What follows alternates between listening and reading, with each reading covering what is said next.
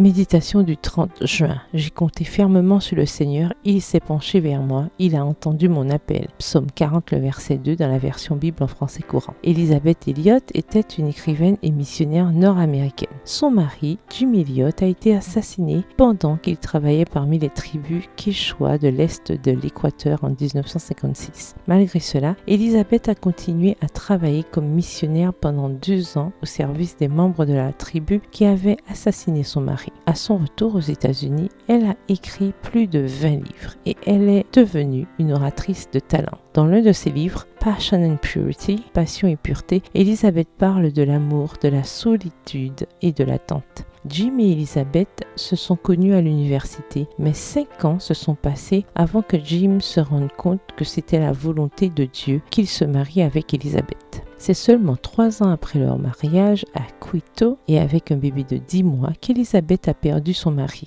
Je sais qu'espérer en Dieu demande d'être disposé à supporter l'incertitude, en gardant intérieurement une question sans réponse, en élevant son cœur à Dieu chaque fois que celle-ci envahit nos pensées, écrit-elle. Espérer en Dieu implique la douloureuse vulnérabilité de ne pas savoir, de ne pas contrôler et de ne pas comprendre. Je ne sais pas quelles questions vous gardez dans votre cœur. Je ne sais pas quelle prière vous répétez sans en avoir les réponses. Mais je vous invite à vous accrocher davantage à Jésus. La foi n'élimine pas les questions. Elle nous donne quelqu'un à qui les amener. L'auteur dans Secure in the Everlasting Arms, en sécurité dans les bras éternels, ajoute: Dieu sait non seulement ce dont nous avons besoin, mais aussi quand nous en avons besoin. Quand il retient la seule chose dont nous sommes sûrs qu'elle nous rendra heureuses, il est bon de se souvenir de sa promesse, selon laquelle il satisfera tous nos besoins, selon sa richesse en Christ Jésus. Prière: Jésus, cela fait longtemps que j'attends. Cela fait longtemps que je porte cette charge. J'ai tellement de questions. Je sais que tu as le pouvoir de me libérer de mes angoisses. Mais il semblerait que tu ne m'entendes pas. Je cherche des réponses, mais je ne reçois que du silence. Je t'en prie, aide-moi. Donne-moi l'humilité d'espérer en toi, même quand je ne comprends pas ce qui se passe. Protège-moi. Ne permets pas que mon cœur se remplisse d'apitoiement sur moi-même et de méfiance. Opère un miracle. Purifie-moi tandis que j'attends. Fais que mon amour et ma foi croissent chaque jour. Amen.